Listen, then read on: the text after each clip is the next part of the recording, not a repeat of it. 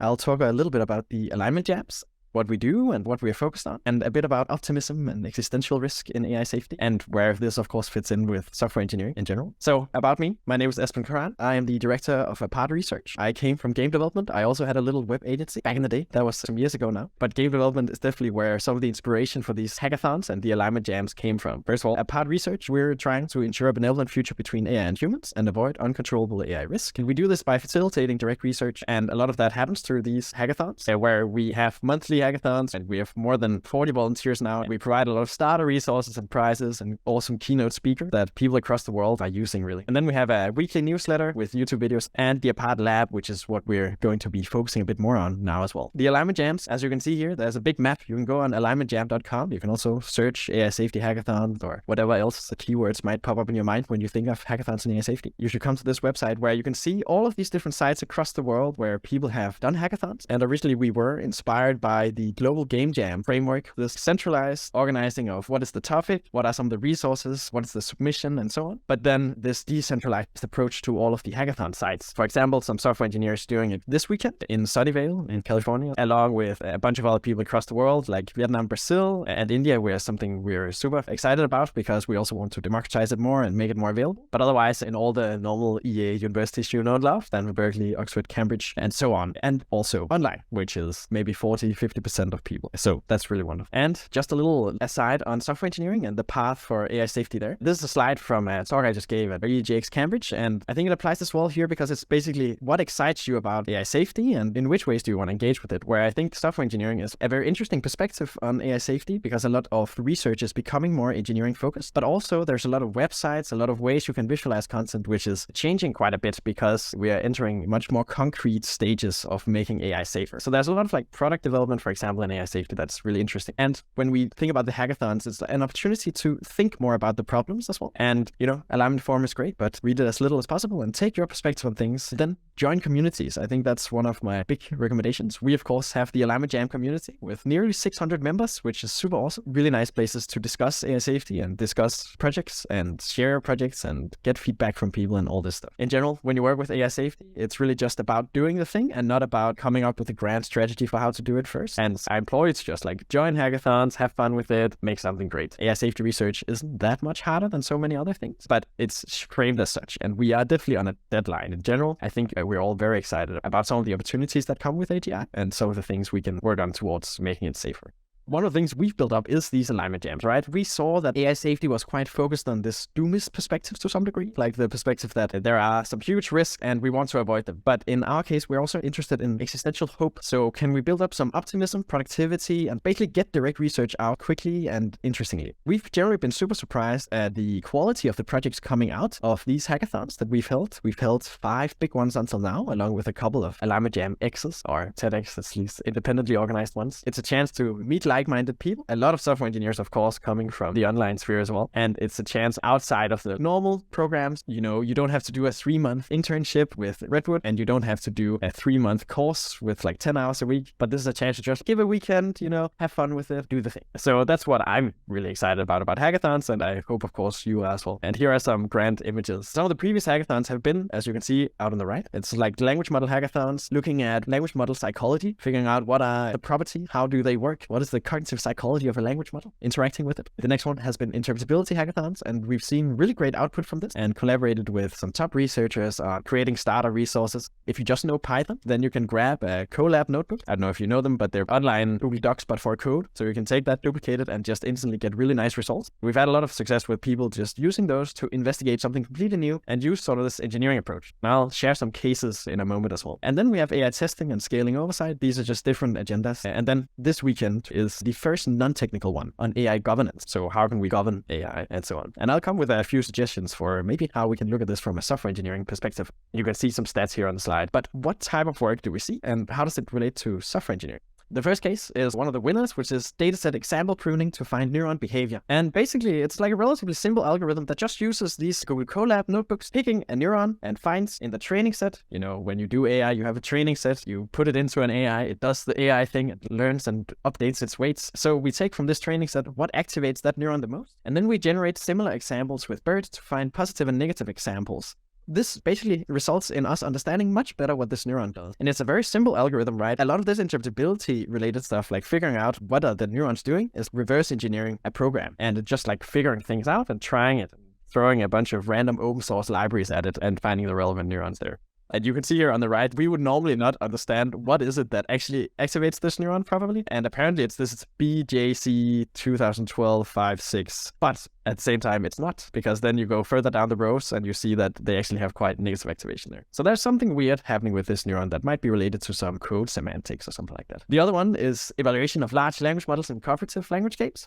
This is a quite fun project, also apropos coming from game development. This guy, Samuel, he played the game Codenames with language models, basically. I don't know if you know it, but it's basically that you have a word that your partner has to guess, but they can't see the word and you can't mention the word. And you also have several words that you have to get them to guess at the same time. If you have sun and moon, then you say space 2. And in this case, he used that to make the language models play against each other, but also play against him. And he said that he was quite tired because it's a hackathon. So there was a tired human versus language models, not necessarily just a peak human, as a benchmark of cooperation, basically. Figuring out what can we then use these fun plays for. What you can see in these graphs is how well does a human play with TextDaVinci 003, which is a language model version from OpenAI. How well does TextDaVinci 003 play with itself, and what's the chance of it actually guessing right? So, of course, this is specific to the setup, but you can check out that online. And then there's one where this is quite a good example of just throwing a bunch of techniques and methods at a neural network. So if you, as a software engineer, check out a neural network and are like, wow, this is just a program. It's just been programmed with the training data instead. And then we try to reverse engineer what the program does. And it's basically a bit like bug fixing a neural network. Why does it do this thing? Why is it predicting that an N will come? And you can also see we found N neuron in GPT-2 is because they found the neuron that encode for N, not A or anything like that. So it's not a mistake. It's just part of the research. And it's hilarious as well. One of the techniques they use just to hone in on what is it in the network that does the thing. Here you can see on the x-axis all the layers of the transformer of the model itself. And you can see that there's a big difference in what it predicts with this N token at layer 32. And now we know which layer to look into. And then if you read some of the work, then you'll see, okay, they then dive into the layer, they dive into the neurons, they dive into like X, Y, Z, all this good stuff. And it's super fun and really interesting, I think, from, just diving into a program like that. And then another case is this Trojan detection and implementation transformers. Just like you have Trojan programs where you have some malicious code that's going to take over your computer or do whatever, while you just think it's a literal wooden horse coming onto your computer, which it might not be. We have the same thing for neural networks. So you have a network that it will just give you outputs like normal. If you say, I am A, then it might predict horse. And you're like, okay, this is good. This sounds like a human type output and not anything abnormal there. But you can then change the language model to when it sees 3 percentage signs, then it'll suddenly predict something completely different. So in this case, you can see that the logits, they represent sort of what is the expected output of the network and how does it change. And you can see that it gets different triggers. So these very weird or esoteric or none, you wouldn't expect them to be dangerous basically, but you can have that trigger and then it might say, oh, I want to kill humanity, which of course isn't super good. And we want to avoid that. This is useful for research further down the line. I can dive into that if anyone's curious, but in this case, it's very interesting just creating malicious programs with neural networks. And those were a few of the cases. Super exciting stuff. And there's much more. There's also like web apps and things like this that have been developed as part of the hackathons. I just took some of the winning projects here and there,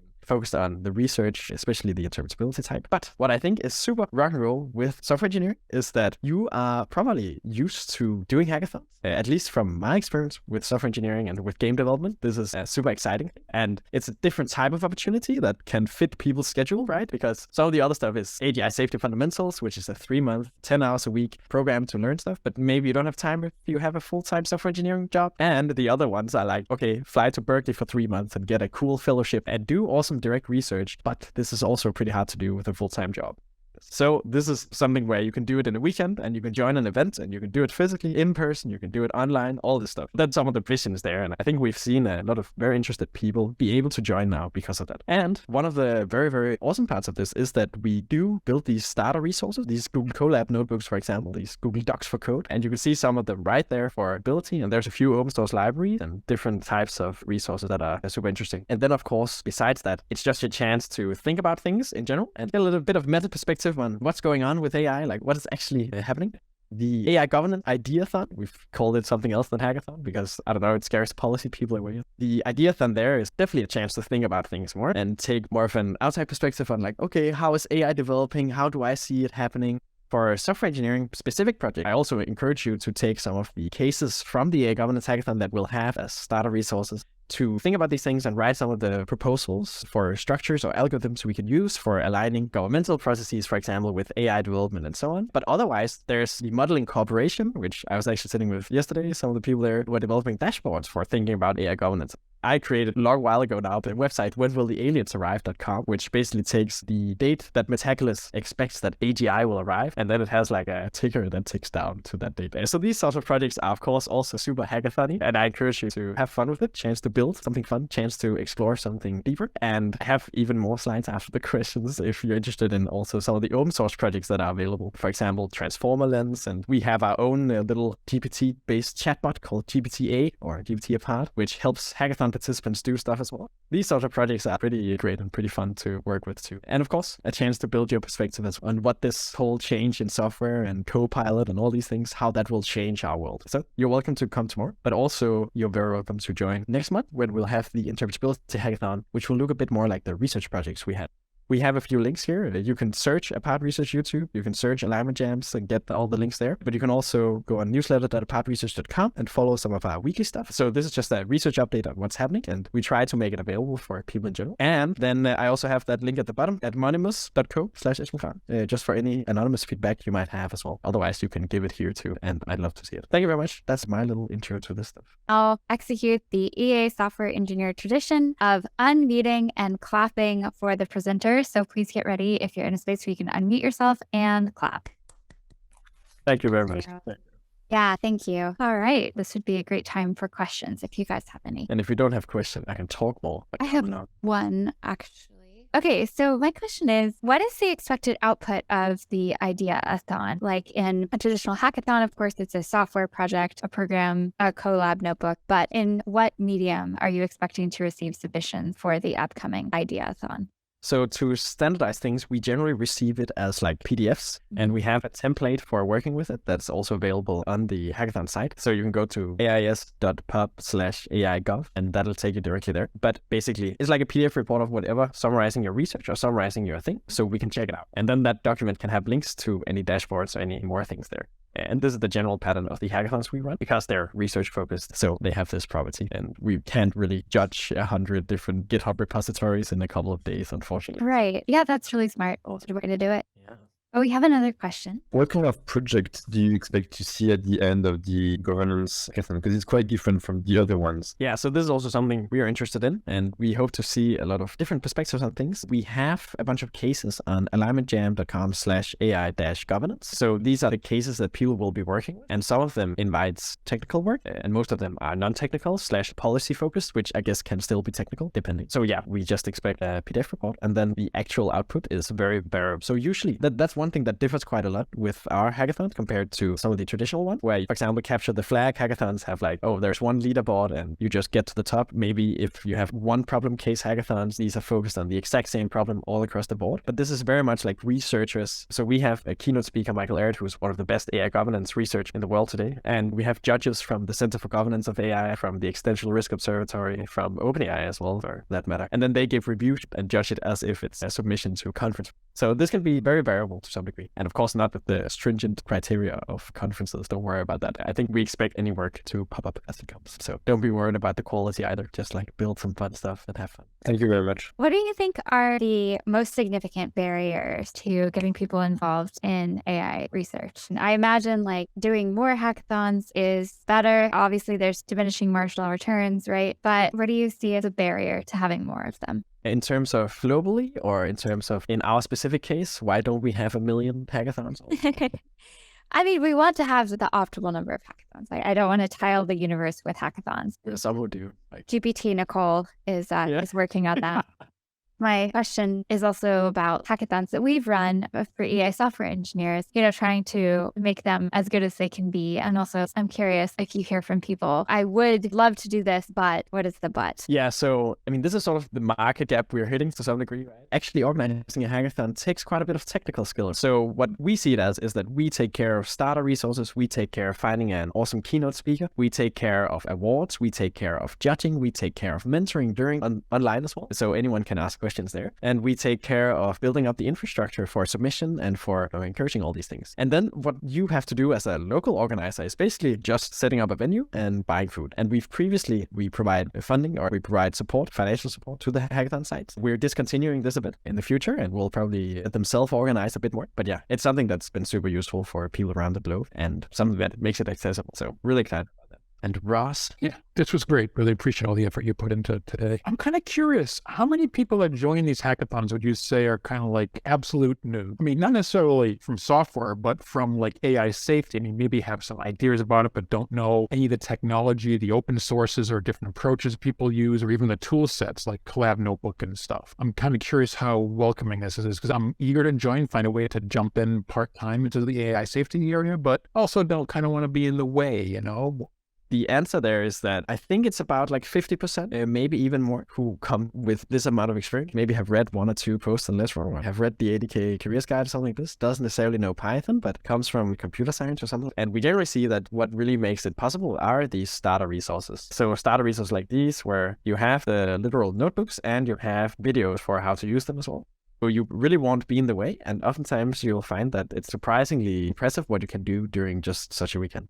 Neil Nanda has made a couple of these videos, and he is a top researcher in interpretability, and he's super great at also providing these resources and collaborating with us. So he, for example, built this quick start to mechanistic interpretability little guide that he also published on his own website. But basically, it should be really accessible, and that's also our goal, and especially quite accessible for software engineers for that matter. At least I wouldn't expect anyone to be in the way in any capacity, so this is only good. Nice. Thank you very much.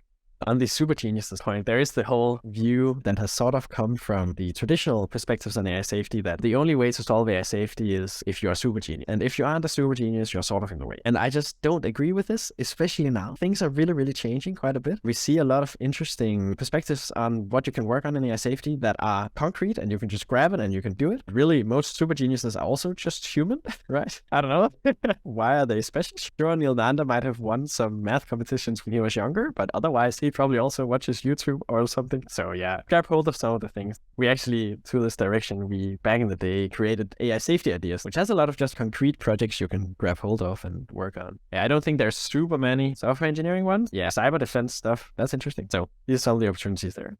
Joseph Bloom said something similar in his talk on open source contributions to AI safety, where he was like, yeah, just get in there and try. Certainly not all of us can be super geniuses. So he was just echoing that meme is really dying, and for good reason. The other thing I wanted to say is, you know, at EA Software Engineers, we have this commandment to lower the bar. This is what I tell presenters. I didn't need to tell Esben this because it's irrelevant. This was such a great presentation. But for the marginal presenter, you know, for somebody who's not sure, they're on the fence, to convince them to give a talk, I've been saying, look, we have a really low bar for presentations. We just want to let people get in front of the community. So the bar is, you know, if it's worth the collective time of the audience, if it adds enough value to justify the time of the people who are coming, then you should consider giving the talk. It does not have to be perfect. It does not have to be a TED Talk. So I think this is really valuable when it comes to getting started, trying something new. And this is very applicable, I think. Yeah, and this whole debate, right? How did people become super good at research, and how did people become famous? They just did things, and then some of them worked. You have Einstein. I think there's a meme about him failing his math entrance exam or something, but that's wrong. But besides that, he was sort of scorned. He wasn't doing much useful work, and then suddenly he had some weird insight and then did a thing. There's so many super geniuses who might just not have continued doing the object level thing, and then they didn't become super geniuses in history's eyes. But I think we can just do a lot of great work from just doing it. So that's my perspective, and also, you know, the reason why we do the hackathons in the first place. Very good. Yeah. And Diego? Yeah, you are running a lot of hackathons on interpretability. I was curious to know what you think about interpretability in general. One of my main worries is that it's mostly accelerates time when we have an AGI, whether it's good or bad, and might not be so great. So yeah, I'm curious about your ideas on that. Yeah, so there's two perspectives on this. One is, I agree with you. Interpretability are one of those things where it's not an orthogonal development. So you have AI capabilities or developing more AGI, and then you have safety stuff stuff which you hope goes this direction research-wise, but interpretability probably goes this direction, so it sort of also helps capabilities and so on. I do think right now we are in a we have Anthropic, DeepMind, OpenAI, who are sort of building AGI, and it's too late to necessarily slow it down. I really think that it would be great if we just didn't do it. And this is also some more perspectives coming up on maybe just don't do AGI. But with mechanistic interpretability, this is one of those things where we can actually have a chance to, for example, investigate, okay, can we find Trojans? Can we find deceptive misalignment? Can we find some of the ways that they break or some of the places where they do things we don't expect them to do? And specifically with the state-of-the-art interpretability work, like mechanistic interpretability, we usually work with quite small models, work that doesn't really help any large model work. I haven't seen mechanistic interpretability change models to be stronger or stuff like this. There's the softmax linear units. Yeah, this is probably some of the closest stuff from Anthropic, but even then, it's like relatively one of the better places we can hit and some of the things that are available for a lot of people. Then the other perspective on mechanistic interpretability is sort of that it is something that's developing outside AI safety as well. So if you are in AI safety, you should probably work on other things or something like this. Work on shard theory with Quentin Pope or on the eliciting latent knowledge problem in general. But I think it's a really good opportunity, especially for hackathons, because it's approachable and it's engineering focused. And it's also one of the more interesting ways to do AI safety stuff. So our first hackathon was on cognitive psychology and language models. So this is one of the other places where you can, for example, find solid gold magic harp or these sorts of effects and then see where it fails. But I do think mechanistic interpretability and interpretability is one of the most promising things that's also quite approachable. I do also agree that it would be great if they just stopped, but meanwhile, we probably have to do something. So I like it. I think Neil might have stuff here. This is one example, but these happen on toy models. I think this is the most approachable stuff. But this sort of work happens on models which are just super tiny and made to do this sort of analysis on, so we can scale up our ways of looking for anomalies within the network. I just think there's much more opportunity in the alignment benefits from it than the capabilities. So that's my general perspective on this. Yeah, I feel like for the last part, the fact that it's mostly on toy models is, yes, it means that it might not be super useful for capabilities, but it also means it's not super useful for alignment yet. The goal is indeed to do it on a much larger model. Otherwise, well, we don't really gain anything for larger models. But yeah, I do mostly agree with you. Thanks. Yeah, and I think Neil's model there is quite good. So he did the whole going object level and just doing the work and then figured out from that, what is the sort of implementation we can do. And some of the best stuff, and also why I think Trojan detection is quite interesting, is doing stuff like mechanistic anomaly detection that Paul Cristiano proposed here, which is just use mechanistic interpretability or use interpretability methods to figure out where does the neural network go haywire, where does it do something we wouldn't expect. This is a way to literally detect deception from the network and from the models. So this is super useful, and that's one of the ways to do it. The other one is the mechanistic anomaly detection is one of the most directly useful there. And at the same time, it's any alignment work that's quite focused on from AI safety's perspective. It's just, a lot more is happening on the AGI front than on the alignment front. So I think it balances out, especially with the developments we see. I think you had a talk on open source contribution to AI safety as well, right? Neil Nanda has done this transformer lens library, which is quite cool. That has, I think, 24 contributors now. The Fund for Alignment Research also started their open source interpretability thing. I chatted with some of the people there, and they're also doing an open source thing.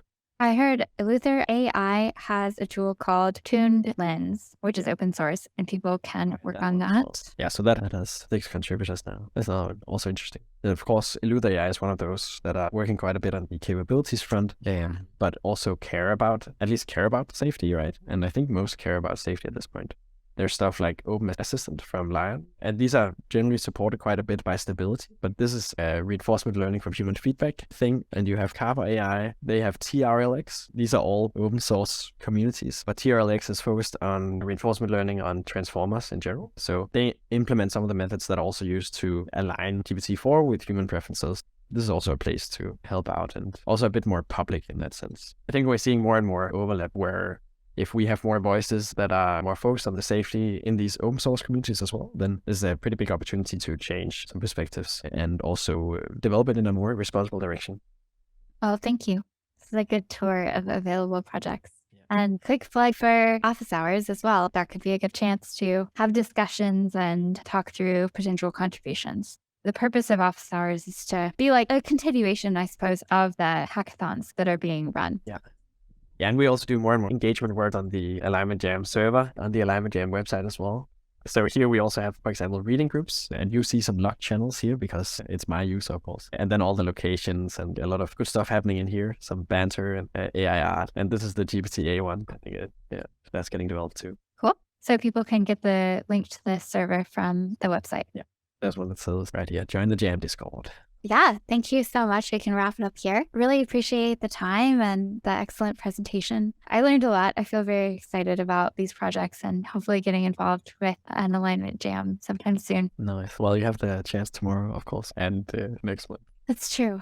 Idea-a-thon to me is more intimidating than hackathon. Interesting. Yeah. Yeah, we had the hackathon day until like this week, and I did a little test hackathon in Cambridge, and then policy guy was like, "Wait, if I hadn't talked with you, I probably wouldn't have joined." Exactly. Hackathon No. is hacking. Yes, exactly. I think it's wise. And maybe it should just be called jam. Yeah, just No one's too intimidated by strawberry jam, for example. So. actually, yeah, maybe that is branding worth experimenting with. Seriously, like a jam, like a music session or something. Yeah. Thanks, everybody. I appreciate you coming out and hope to see you around.